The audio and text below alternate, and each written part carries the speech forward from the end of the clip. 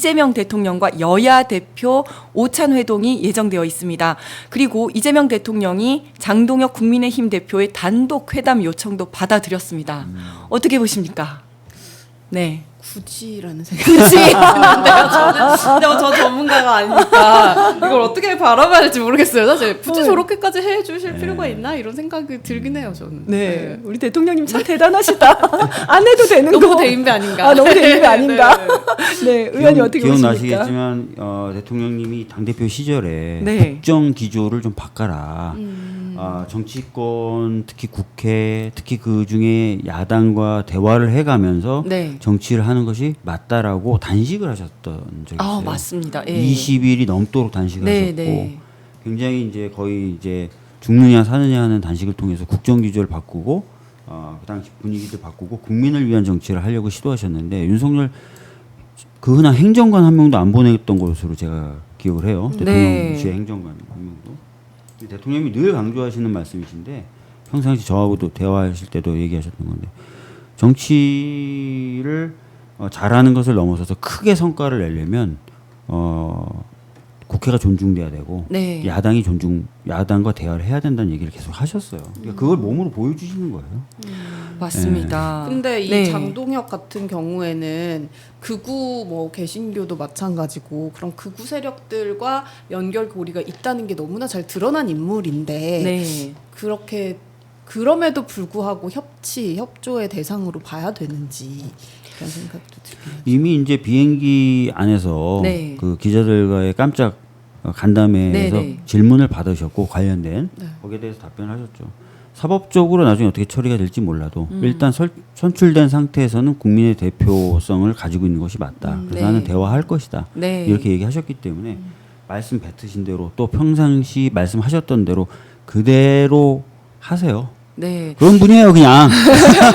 그러니까 장동혁 저보다 네. 더 훨씬 깊은 뜻이 있으시겠지만 궁금해서. 네, 장동혁 대표가 네. 이쁘진 않겠지만 어쨌든 네. 그 야당의 대표이고 또 그 국민의힘이 20%든 30%든 지지율을 가지고 있지 네. 않습니까? 지지하는 국민들을 바라보고 아마 만나는 게 아닌가 이런 생각을 합니다. 그러니까 대통령님하고 좀 말씀 나눠보면 이 생각을 가지고 계세요. 굉장히 고민과 걱정이 많으세요. 네. 그러니까 이 현재 우리 대한민국을 둘러싼 상황이 전혀 녹록지 않다는 생각을 갖고 그렇죠. 있어요. 그래서 어마무시하게 본인도 노력을 하지만 이 노력에 많은 사람이 동참해 줬으면 좋겠다는 아쉬움과 간절함이 있어요. 네. 그래서 그것을 이제 어떻게 보면 이뤄내기 위해서 끊임없이 대화 시도를 하시는 거고 네. 정말 무례하다. 제가 대통령실 주변 사람들 다 물어봤거든요. 장동혁 만나는 거냐 그랬더니 그 주변 분들은 다 야, 씨, 어떻게 당장 만나냐. 어떻게 그럴 수가 있어. 막 네. 본인들이 막 화가 나는데 네, 네. 대통령이 만날 만나겠다. 거야. 네. 딱 하신 거예요, 저게. 그 만나서 뭐 막 무슨 협상이나 이런 거를 하다가 윤석열을 뭐 김건희를 풀어줘라 막 이런 얘기를 할 수도 있는 사람들인 거잖아요. 탄핵에 반대하기 뭐 일단은 이런 얘기를 네. 합니다. 국민의힘 측에서는 단독 회담 때 더 센 특검법 개정안 내란 특별재판부 설치 관련해서 대통령께 직접 설명을 요구하겠다 이런 얘기를 하는데 이게 무슨 대통령께 무슨 설명을 요구할 내용은 아니지 않나요? 헌법은 국회에서 그렇죠. 통과시킨 법이고 네, 그 네. 법에 따른 프로세스가 진행돼서 지금 특검이 선출됐고 그다음에 그 특검이 수사를 하는 거거든요. 여기에 대통령께 말씀드릴 게 뭐가 있고 대통령께 요구할 게 뭐가 있어요. 맞습니다. 생각부터 잘못된 거 자기네들 생각하는 거. 자기네들은 대통령이 얘기하면 다 했거든. 그렇죠. 그리고 대통령이 얘기한 법하고 뭐 헌법 다 무시해 왔거든. 네네네. 그러니까 저런 고루한 생각 갖고 있다는 걸 저도 맞습니다. 진짜 대통령이 왜 만나나 싶긴 해요. 왜 만나나. 그러니까 사실은 입법은 입법부에서 하는 네. 건데 윤석열은 본인이 계속 거부권을 행사함으로써 마치 그 입법부의 역할을 대통령이 했잖아요. 네. 그러다 보니까 이것도 마치 입법을 대통령이 하는 줄 알고 있는 거죠. 국민의힘은 진짜 제가 이 자리를 빌어서 여러 차례 말씀드렸지만 또 말씀드리는데 한참 전부터 네. 뭘 하겠다는 게 없는 정당이에요. 그냥 정부가 네. 뭘 하라 그러면 움직여요. 그거 말고는 하는 게 없어요. 네. 예, 사람도 못 키워요. 그렇죠. 외부에서 데려오고 네, 네. 당원 필요하면 통일교한테 꿔달라 그러고. 그렇지. 그러니까 제가 보기에 맞습니다. 그런 당인데 지금도 그냥 그 옛날 생각 그대로 갖고 있잖아요. 그러니까 대통령이 얘기하면 뭐 다 되고. 그렇죠. 예. 그리고 뭔가 불만이 있으면 일단 대통령한테 이야기하고 보고 네, 어쨌든 오늘 이따가 어떤 모습이 나올지 좀 궁금합니다. 자, 그리고 조국 혁신당이 성비 사건과 관련해서 지도부가 총사퇴를 하고 비대위 체제로 전환을 했습니다.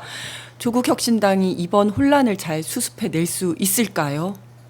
어떻게 보십니까, 의원님? 상당히 이 혼란과 갈등이 더 유지되고 지속될 것이다라고 보는 게 맞을 것 같아요. 네, 네. 네, 왜냐하면 현재 뭐 어느 분이나 하시는 말씀 들어보면은 이 사안에 대해서 굉장히 기밀하게 뭔가 대응을 했다는 느낌을 받기가 좀 어렵잖아요. 네. 그렇기 때문에 상당 부분 이 부분은 상당 기간 지속될 것 같다. 네. 이렇게 생각이 듭니다. 예.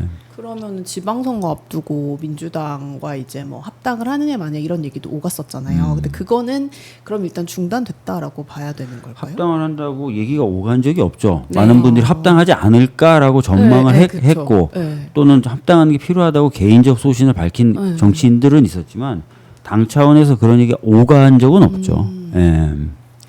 맞습니다. 지금 이 사건이 성희롱 성추행 사건이 2건이고 갑질이 1건 있는데요. 두 가지 다 권력을 기반으로 해서 이루어지는 범죄 또는 일탈인 거잖아요.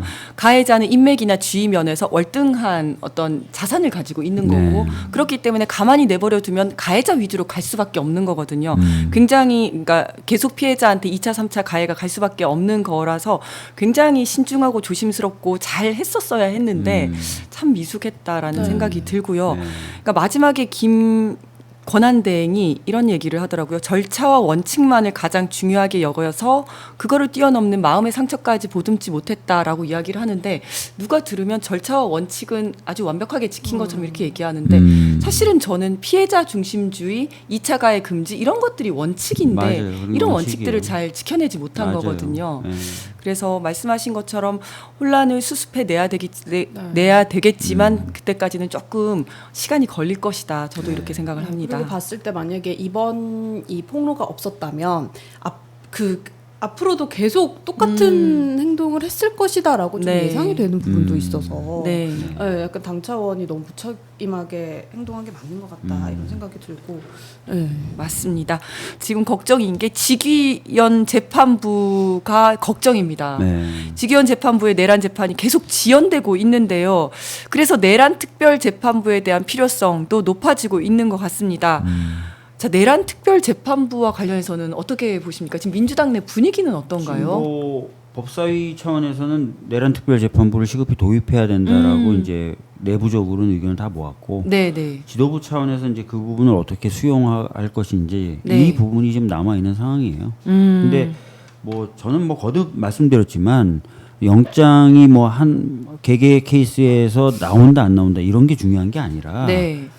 내란 이후에 이제 법원이 여러 가지 이제 과정에서 좀 신뢰하기가 어려운 모습들을 많이 보여왔던 거예요. 네. 그래서 다시 한번 말씀드리지만 내란 특별 재판부라는 건 판사가 아닌 사람을 판사로 만든다든지 하는 법이 아니라 사건 배당 시스템을 다른 트랙으로 해보겠다는 거예요. 네. 예, 그러니까 배당을 어떻게 하는지 정도의 문제이기 때문에 뭐 충분히 이런 상황에서는 도입이 가능하고 또 필요한 법이다 이렇게 봅니다. 그러면 뭔가 새롭게 뭔가를 완전 새롭게 만든다기보다는 배당을 다시 네. 한다. 이렇게 생각하면 되는 거네요. 지금 무작위로 사건을 배당하는데 네. 전자적 방식으로. 네. 근데 그렇게 하지 말고 특별재판부 추천위원회에서 추천한 판사들 중에 대법원장이 지명하는 사람들이 그 사건을 맡도록 하자. 배당 시스템을 바꾸는 거예요. 네. 그러니까 판사가 아닌 사람을 판사로 만든다. 마치 네. 특검법은 그렇잖아요. 검사가 네, 아닌 네. 사람을 검사로 만드는데 네. 그런 게 아니라 판사들이 쭉 있는 거예요. 네, 네. 서울중앙지방법원에. 네. 근데 지금은 A 판사가 담당하는데 그렇게 하지 말고 누가 담당했으면 좋겠다는 의견을 받아서 네. 그 중에 이제 대법원장이 찍어가지고 그 사람이 그 판사가 그 사건을 맡게 하자. 배당 시스템이에요. 네.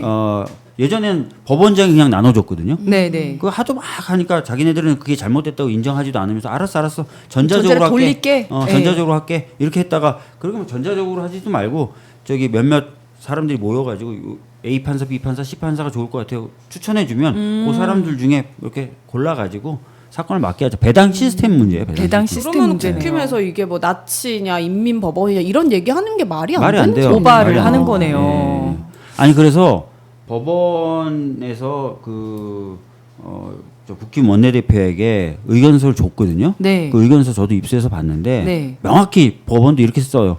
배당을 그렇게 하는 경우에 네. 배당 시스템에 관련된 법이라는 거예요. 네. 예. 아, 그렇군요. 자, 그러면 또 이제 전국 법원장들이 모여서 사법개혁을 논의할 예정이다. 뭐 이런 이야기가 나오고 있는데요.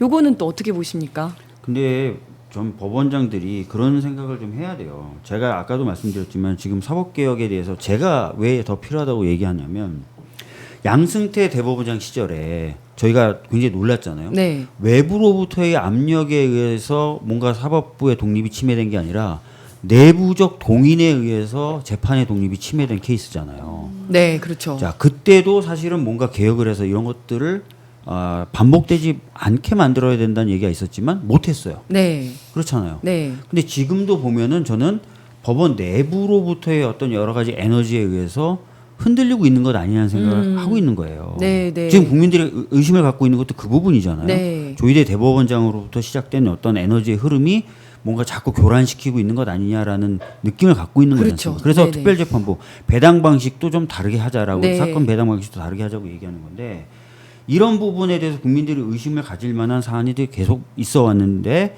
한 번도 그런 걸 막기 위한 제도 개선은 없어 왔다. 네. 그럼 본인들이 그런 부분에 대한 건 한번 생각해야 될 것 같고 더 나가서 제가 진짜 황당했던 건 뭐 영장 나오고 안 나오고 이게 아니라 윤석열 한 사람에 대해서만 구속 기간을 갑자기 2일에서 시간으로 야, 바꿨어요. 너무 기가 막히죠. 이것도 그거는. 굉장히 황당한데 네. 더 황당한 건 다 아시겠지만 체포영장 발부 단계에서 다툴 수 있는 제도가 있습니까 법상? 없잖아요. 없죠. 구속영장만 영장 실질 네, 심사라는 그렇죠. 제도를 뒀고 네. 체포영장은 영장 실질 심사라는 제도가 없어요. 네. 왜냐하면 체포영장 자체가 그걸 이의해서 다투기 시작하면은 실효성이 없어져요. 네, 네. 그렇잖아요. 그런데 윤석열이라는 작자가 이 체포영장 발부 단계에서 이의를 이의제기를 하니까 했어요. 이의제기. 법원이 받아들여줬어요. 안 맞아요. 받아들여서, 받아들여줬잖아요. 예. 없는 제도인데 그렇죠. 받아들여줬어요. 예, 예. 이걸 그 판사 혼자 판단했을까요? 없는 절차인데 그래 맞아. 이의 제기한 거 우리가 따져줄게. 답변까지 다 써주고 아주 답변, 친절하게. 이거를 그 판사 혼자 결정했을까요? 윗선에서 뭔가 제 생각에 그렇죠. 이것도 받아들여 줘라라고 누군가 얘기했을 가능성이 크다는 거예요. 아. 그러면 이 내부에서 지금 작동하고 있는 이거 결과가 중요한 게 아니라 내부적으로 뭔가 에너지가 계속 작동하고 네. 있는 흐름에 대해서 충분히 의심할 수 있는 거고 그렇죠. 그럼 이런 부분에 대해서 좀 바로 잡을 수 있는 제도 개선이 논의되는 게 필요하죠. 맞습니다. 판사들 본인들 위해서도. 네, 그리고 또 3월 7일 윤석열이 석방되기 전날 변호사들이 윤석열과 1박 2일 밤샘 면회를 한 사실이 공개가 되지 않았습니까? 네. 근데 그러면 석방 사실을 미리 알고 있었던 거 아닌가라는 의심이 들 수밖에 없잖아요. 네네네. 그러면 이제 모든 이게 이제 끼워 맞춰지는 거죠. 왜 갑자기 변호사가 주장을 하니까 말도 안 되는 주장을 했는데 그러니까 직위원이 받아들여주고 심우정은 그 직시항고를 안 했잖아요. 네. 이게 거기서 다 이야기가 된 거 아닌가라는 그러니까요. 생각이 들 수밖에 네. 없는 거예요. 그렇고 별의별 뭐 특혜를 다 줬죠 지금까지.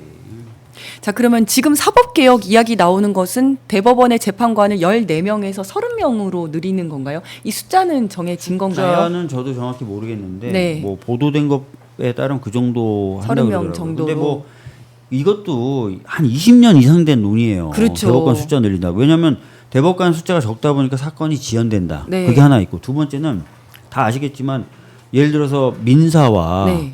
행정과 네. 그다음에 형사. 뭐 형사와 네. 노동과 전부 다 특허가 맞아요. 네.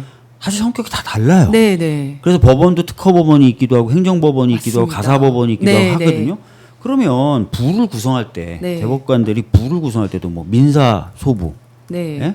그다음에 뭐 행정 소부, 네. 형사 소부 이렇게 좀 하면 더 전문적이고 빠르잖아요. 네. 노동 소부. 근데 그렇게 생각해 보면 그 소부를 한 2개씩 각 영역마다 만들 정도로 인적 구성해 보면 30명 갖고도 부족해요 저는. 제가 네. 봤을 때는. 예. 아니 그리고 이재명 전 대표 공직선거법 위반 상고심에서 며칠 만에 이거를 유죄 취지 파기환송을 한 거죠. 뭐 한 10일도 안 됐죠. 네. 6, 7일 만에 이거를 파기환송을 했는데 실제로 이 어마어마한 몇만 페이지를 다 봤니 안 봤니 이런 얘기까지 나오잖아요.